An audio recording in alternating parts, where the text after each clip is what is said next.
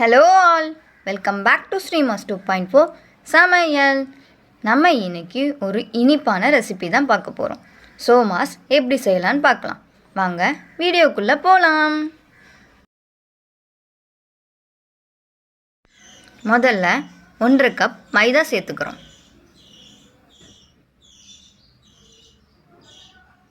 அப்புறமா ஒரு சிட்டிகை உப்பு சேர்த்துக்கிறோம். இப்போ தேவையான அளவு தண்ணி சேர்த்து பூரி மாவு பதத்துக்கு இதை பிசைஞ்சு எடுத்துக்க போகிறோம்.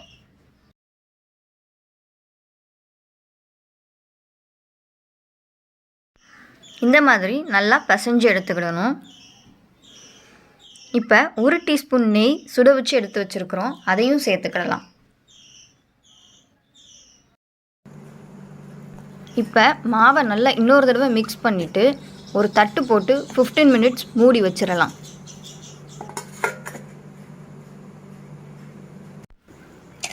இப்போ ஒரு பாத்திரத்தில் 2 டீஸ்பூன் நெய் சேர்த்துக்கிறோம்.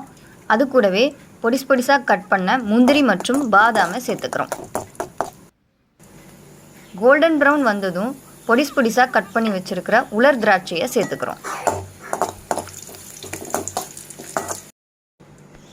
இப்போ இன்னும் ஒரு 2 ஸ்பூன் நெய் சேர்த்துருக்குறோம். அதில் 1/2 கப் ரவையை சேர்த்து நல்லா வறுத்து எடுத்துக்கிடலாம்.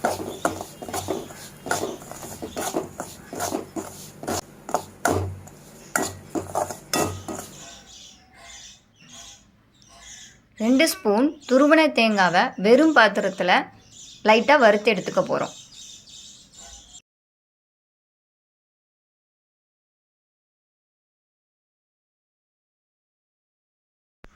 சோமாஸ்க்கு உள்ளே வைக்கிற ஸ்டஃபிங் செய்கிறதுக்காக முதல்ல ஒரு பாத்திரத்தில் 1 கப் சர்க்கரை சேர்த்துருக்குறோம். இப்போது அது கூடவே 1/2 கப் வறுத்த ரவையை சேர்த்துக்கிறோம்.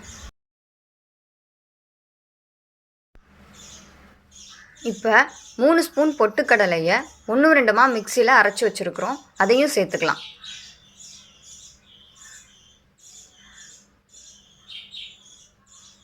இப்போது வறுத்து வச்சுருக்கிற பாதாம், முந்திரி, உலர் திராட்சையும் சேர்த்துக்கிறோம். வறுத்து வச்சுருக்கிற தேங்காய் சேர்த்துக்கிறோம்.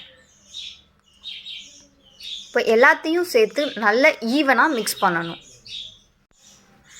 ஸ்டஃபிங் ரெடி ஆயிடுச்சு. நம்ம சேனலை இன்னும் நிறைய பேர் சப்ஸ்கிரைப் பண்ணாமல் தான் பார்த்துக்கிட்டு இருக்கீங்க.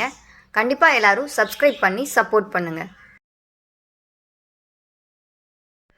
1/4 மணி நேரம் ஆயிடுச்சு. இப்போது பூரி மாதிரி நம்ம தேய்ச்சிக்கிட்டு ரவுண்ட் ஷேப் வச்சு அதை கட் பண்ணி எடுத்துக்கலாம்.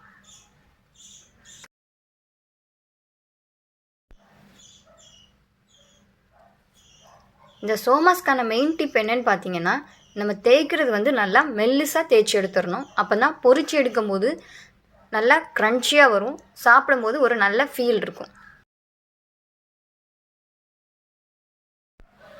இப்போ நம்ம இதில் ஸ்டஃபிங் வச்சுக்கலாம். ஸ்டஃபிங் ரொம்ப நிறைய வச்சிடாதீங்க, நம்ம மடக்கும் போது அப்புறம் எல்லாம் வெளியில் வந்துடும். அதனால் அதுக்கு தேவையான அளவு ஸ்டஃபிங்கை மட்டும் அதில் வச்சுக்கலாம். ஸ்டஃபிங் வச்சுட்டு தண்ணியை தொட்டு ஃபுல்லாக எல்லா சைடும் சீல் பண்ணுங்கள்.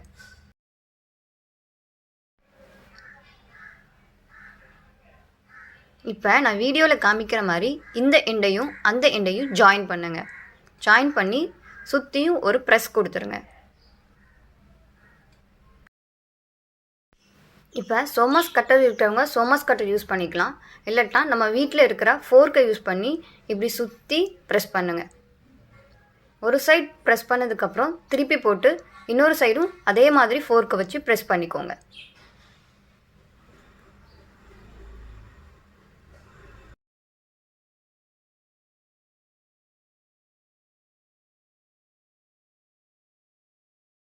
இந்த மாதிரி எல்லாத்தையும் ரெடி பண்ணி எடுத்து வச்சுக்கோங்க.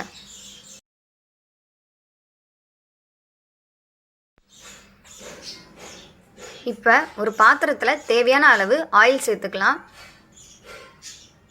ஆயில் நல்லா ஹீட் ஆகணும்.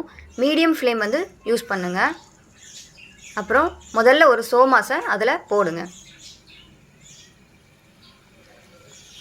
அது அப்படியே மேலே எழும்பி வரும், பார்க்குறீங்க, இந்த நல்லா தெரியுது. அப்புறமா அடுத்த சோமாஸை போடுங்க. அப்புறம் அதுவும் மேலே எழும்பி வந்ததும் அடுத்ததை போடுங்க. ஒரு சைடு வெந்ததும் அடுத்த சைடு திருப்பி போடுங்க.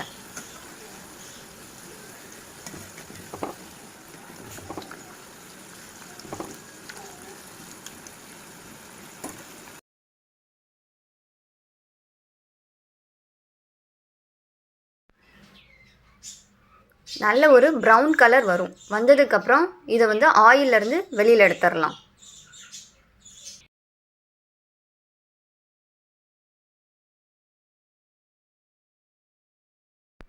இங்கே பாருங்கள், சூப்பரான சுலபமான சோமாஸ் ரெடி ஆயிடுச்சு.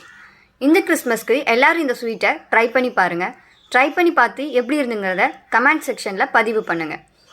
நம்ம வீடியோ பிடிச்சிருந்தா லைக், ஷேர், கமெண்ட் பண்ணுங்கள். மறக்காமல் சேனலுக்கு சப்ஸ்கிரைப் பண்ணுங்கள். தேங்க்யூ.